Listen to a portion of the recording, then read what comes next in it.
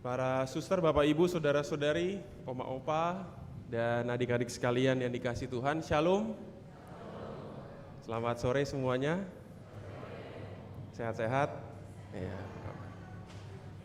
luar biasa. Bapak ibu dan saudara-saudari yang terkasih, saya tuh sedang mengamati perasaan saya saat ini. Saya merasa deg-degan tadi, ada gembiranya, ada sedihnya juga, ada terharunya, ada merindingnya. Acak adut ya perasaannya. Nggak tahu ini. Ya ini sejak jadi imam kayak begini saya kalau ngerayain misa tuh. Beda banget kalau jadi umat mah saya biasa aja gitu ya, duduk-duduk gitu, diem-diem aja. Tapi kalau jadi imam tuh kayak merasa masuk gitu dalam misteri yang sedang dirayakan. Jadi rasanya itu ikut-ikutan acak adut gitu. Nah, saudara-saudara yang terkasih, kalau tadi saya merenung-renungkan tentang apa yang mau saya bagikan dalam homili sore hari ini, tiba-tiba saya berpikir di antara sekian banyak perayaan Ekaristi yang saya rayakan sebagai seorang imam, saya bertanya sama diri saya sendiri, perayaan Ekaristi mana yang paling senang dan gembira saya nantikan untuk saya rayakan? Itu saya bertanya sama diri saya sendiri. Lalu saya membanding-bandingkan, misa nikah, yang ada ngiri ya karena saya nikahin orang nikah itu enggak ya. Misa biasa ya biasa gitu, tapi akhirnya muncul pada jawaban sepertinya saya selalu menanti-nantikan misa Kamis Putih. Dan misa ini yang paling membuat saya bukan gembira ya, lebih excited gitu ya, antusias untuk merayakan. Bukan karena apa-apa, tapi karena liturginya itu beda ya. Ini kita rayakan setahun sekali, kita kenangkan juga setahun sekali liturginya, dan sangat khas liturginya tidak kita temui di misa-misa yang lain. Setidaknya ada 3 nanti liturgi khas yang kita rayakan. Yang pertama misalnya nih yang khas, Anda ada yang lihat gak di depan ini ada yang beda dari misa biasanya? Coba perhatiin di depan. Tabernakelnya kosong, ya kan biasanya kalau ada misa biasa kan tabernakelnya ada hostinya gitu. Jadi tadi sebetulnya nggak perlu berlutut, hormat aja cukup ya, kecelek ya.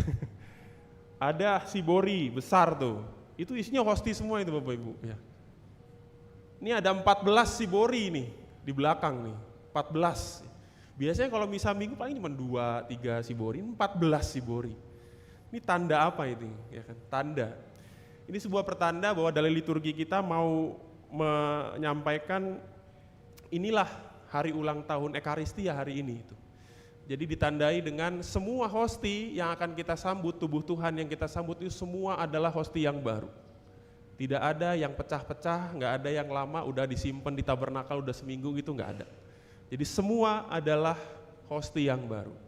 Dari mana liturgi kita itu lahir? Dari peristiwa 2000 sekian tahun yang lalu ketika Yesus memberi mandat kepada ke-12 rasulnya untuk mengadakan Ekaristi sebagai jalan untuk mengenangkan Dia. Jadi Ekaristi itu adalah mandat yang diberikan oleh Kristus kepada ke-12 rasulnya untuk diadakan, untuk mengenang Dia. Jadi Ekaristi ini bukan suka-sukaan gereja aja bikin, ya. Terus liturginya gereja-gereja aja yang bikin, enggak. Ini adalah mandat yang harus dipelihara, diadakan terus-menerus supaya Tuhan dikenangkan. Dan mandat ini membawa efek pada yang berikutnya. Dengan demikian, selain Dia memberi mandat untuk mengadakan Ekaristi, Yesus juga memberi mandat kepada orang-orang itu 12 rasul untuk mengadakan Ekaristi. Jadi dengan demikian selain ulang tahun sakramen Ekaristi, hari ini juga adalah ulang tahunnya sakramen imamat. Makanya tadi pagi kami semua para imam berkumpul di Kuskupan, di katedral, misa bersama dengan Bapak Uskup. Kami semua para imam memperbarui kembali janji imamat kami, karena kami sebagai imam sebagai sakramen ulang tahun. Ya itu. Tadi saya merinding betul itu, wah itu ada berapa ribu kali, ada ribuan kali tadi itu ya. Katedral itu 2 baris itu full sampai 3/4 sampai belakang itu ya. Makanya kadang-kadang saya suka bingung ya, umat itu nyari romo di Jakarta susah, tapi romonya banyak banget itu kayak gitu, pada kemana ini romo-romonya ya? Pada bingung ya, nggak tahu dah. Tapi saya merinding tadi, karena begitu setelah mengucapkan janji di depan uskup kembali, lalu menyanyikan satu lagu yang juga saya suka, lagu Panggilan Tuhan. Saya merinding sekali itu, waktu menyanyikan lagu itu, kala ku dengar panggilan Tuhan.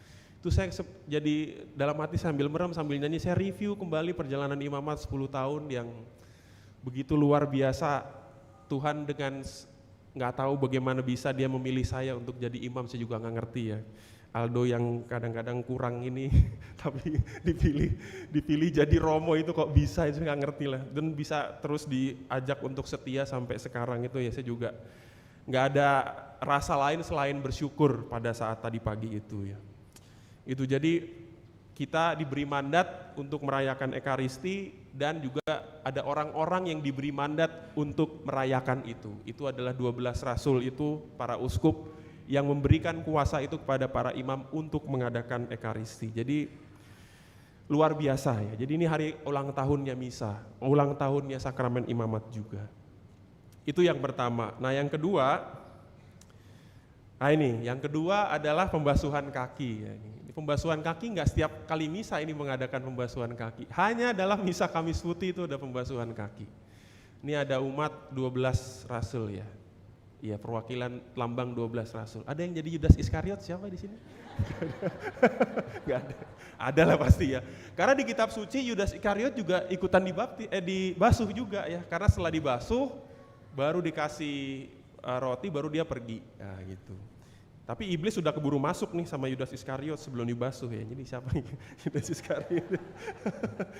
Nah ini saudara-saudara yang terkasih, kadang-kadang kalau kita memaknai soal pembasuhan kaki, kita kadang-kadang ya mungkin memaknainya berhenti pada makna, ayo berarti kita harus melayani seperti yang Tuhan telah tunjukkan, dia juga melayani. Ayo mari kita mengasihi karena Tuhan telah menunjukkan bahwa dia juga sudah mengasihi kita. Ketika saya merenungkan ini, kayaknya nggak puas saya ya, kayaknya lebih dari itu deh makna pembasuhan kaki, nggak soal pelayanan dan mengasihi. Kenapa? Karena saya dari tadi saya bermain dengan dialog antara Yesus dengan Petrus yang tadi kita dengar dalam bacaan Injil. Ini sekarang saya tanya dulu ya, di antara 12 rasul ini yang nanti akan saya basuh, ini Anda semua mengajukan diri atau ditunjuk nih jadi 12 rasul nih coba? Ada yang mengajukan diri, Romo dibasuh gitu, enggak, ada. Mengajukan diri, ada yang mengajukan diri. Angkat tangan aja enggak apa-apa. Ada, Pak Rudi. Selain lainnya, ditunjuk. Iya, ditunjuk ya. Ya enggak apa-apa, sama aja ya. Ada yang mengajukan diri, ada yang ditunjuk. Jadi kalau enggak ada yang ditunjuk, enggak ada yang nongol dong berarti ini ya. Itulah Bapak Ibu ya. Sekarang saya tanya deh, Anda lebih senang dibasuh atau membasuh? Dibasuh oleh Tuhan atau membasuh Tuhan? Anda lebih milih mana? Membasuh Tuhan atau dibasuh sama Tuhan? Hah? Membasuh toh? Iya enggak? Membasuh. Tadi saya ngobrol sama frater tuh ya. Ini frater. Nama lu siapa tadi lupa ter? Oh Robert ya, Robert. Frater Robert ini udah mau tabisan juga, kita doakan tahun depan tabisan ya. Nanti ngalamin sendiri ya. Tadi saya ngobrol, lu suka dibasuh apa membasuh ya? Ini mikir-mikir, ya. Orang gak pernah mikirin gitu ya. Karena itu persis yang jadi persoalan antara dialog antara Petrus dengan Yesus ya. Jadi ketika kita adegankan lagi lah. Jadi Yesus sudah melepaskan semua, tiba-tiba dia sampai kepada Simon Petrus. Simon Petrus lalu mengatakan, tar dulu, Tuhan, lu membasuh gue, sorry ya, jangan. Saya yang lebih pantas untuk membasuh kamu nggak pantas membasuh saya. Makanya dia bilang selama-lamanya lu nggak akan membasuh gue gitu ya. Petrus menolak, dia nggak mau dibasuh oleh Tuhannya. Yang dia mau adalah membasuh Tuhan. Nah, pada konteks ini, saya ingin mengajak Anda untuk melihat lebih dalam. Ya. Maka Yesus bilang, kalau saya tidak membasuh kamu tidak dapat bagian dalam aku. Oh gitu ya Tuhan, kalau gitu nggak usah, kaki aja semuanya dibasuh gitu. Gitu kan dia bilang gitu kan. Kalau gitu jangan kaki saya, badan kepala juga dong, tolong ya. Kalau gitu supaya saya dapat bagian dengan kamu. Tapi Yesus bilang siapa yang telah mandi, ia nggak usah basuh diri lagi selain membasuh kakinya karena ia sudah bersih seluruhnya. Kamu pun sudah bersih, hanya tidak semua. Kaki akan selalu kotor. Petrus itu mau diajarin sebetulnya Bapak Ibu, kamu perlu dibasuh. Saya perlu membasuh kamu. Karena keadaanmu sebagai manusia yang akan selalu jatuh dalam dosa. Petrus nggak sampai ke sana. Makanya nanti dia akan menyangkal Yesus karena dia nggak tahu bahwa dia lemah sebetulnya. Tuhan harusnya dibilang, Tuhan basuhlah aku.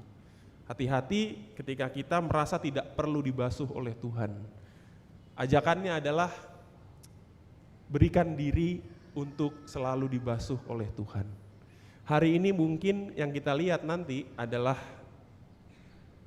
saya membasuh 12 rasul umat sebagai lambang juga Yesus yang membasuh 12 rasul. Pada waktu itu Yesus membasuh rasul dengan air, tetapi pembasuhan yang sebenarnya terjadi itu akan terjadi besok. Ketika Yesus membasuh kita dengan tubuh dan darahnya, seluruh dirinya untuk membasuh bagian kita yang paling kotor. Apa itu? Ya, semua yang ada dalam dosa-dosa kita itulah yang dia basuh. Tandanya mungkin cuman kaki, tapi besok dia akan membasuh kita dengan tubuh dan darahnya. Tubuh dan darahnya yang kita kenangkan selalu dalam Ekaristi. Jadi pertanyaannya, maukah kamu dibasuh oleh Tuhan? Itu sama dengan maukah kamu selalu mau datang kepada Ekaristi? Hanya dalam Ekaristi kita itu dibasuh oleh Tuhan melalui Roh-Nya yang merubah roti dan anggur menjadi tubuh dan darahnya yang suci itu. Itu yang membasuh kita. Ya kan?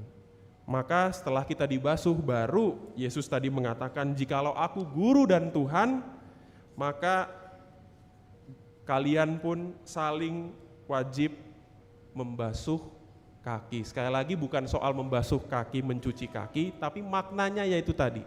Sebagaimana Yesus memberikan seluruh tubuh dan darahnya untuk menyucikan kita, menguduskan kita, berbuat baik kepada kita, maka perintah Tuhan, kalau aku, Tuhan dan gurumu membasuh kakimu, maka kamu, ya, umat paroki Jalan Malang, wajib saling membasuh kaki. Kita diminta saling menguduskan, saling mencuci, ya, jangan saling mencaci, ya. Saling mengingatkan, saling memperhatikan, saling menanyakan kabar, jangan saling cuek, itu membasuh kaki. Yang diingetin juga sadar, tobat ya, jangan makin keras kepala ya. Kadang-kadang orang diingetin malah apalah gitu ya. Diingetin juga tobat, sadar diri bahwa aku memang lemah dan aku perlu dibasuh. Jangan cuma mikirin basuh orang aja, kamu juga perlu dibasuh ya. Basuhlah aku Tuhan, datang, biarkan diri dibasuh oleh Tuhan, baru kita dapat membasuh dengan baik dan benar. Nah itu saudara-saudara yang terkasih, maka inilah peristiwa agung yang kita rayakan dalam perjamuan malam terakhir, ya, benar-benar terakhir, karena besok tidak ada perayaan Ekaristi. Besok dalam ibadah Jumat Agung, hosti yang kita terima adalah hosti yang dikonsekrir pada hari ini. Jadi betul-betul di seluruh dunia besok tidak ada perayaan Ekaristi, hanya ada ibadat penyembahan salib. Inilah misa terakhir sebelum akan diperbarui nanti pada saat malam Paskah. Maka saudara-saudara kasih, kita masuk pada kekasan liturgi yang ketiga, yaitu perarakan sakramen Maha Kudus. Ini adalah cara kita umat gereja memberikan penghormatan setinggi-tingginya kepada tindakan Allah yang solider, yang memberikan tubuh dan darahnya untuk membasuh kita. Sikap yang sama seperti yang dilakukan oleh seorang perempuan waktu Yesus sedang makan di rumah seorang pemungut cukai. Perempuan itu datang membawa minyak narwastu yang mahal harganya, lalu meminyaki kepala Yesus dari atas kepala sampai ke seluruh badan. Apa yang Yesus bilang? Biarkanlah perempuan ini melakukan itu sebagai peringatan akan kematianku. Perempuan ini sudah melakukan penghormatan yang dia bisa. Mungkin minyak itu menghabiskan seluruh hartanya, karena minyak itu sangat mahal sekali. Tapi itu yang dia bisa untuk memberikan penghormatan setinggi-tingginya atas kematian Tuhan. Dan saya yakin hari ini Anda semua tidak membawa minyak ya, pasti ya. Pasti ngapain bawa minyak Kamis Putih. Tapi nanti pada saat sibori, tubuh dan darah Tuhan itu diarak, mari kita beri penghormatan setinggi-tingginya, sedalam-dalamnya akan tindakan Dia yang begitu agung, begitu mulia untuk membasuh hati setiap dari kita tanpa terkecuali. Tuhan memberkati. Amin.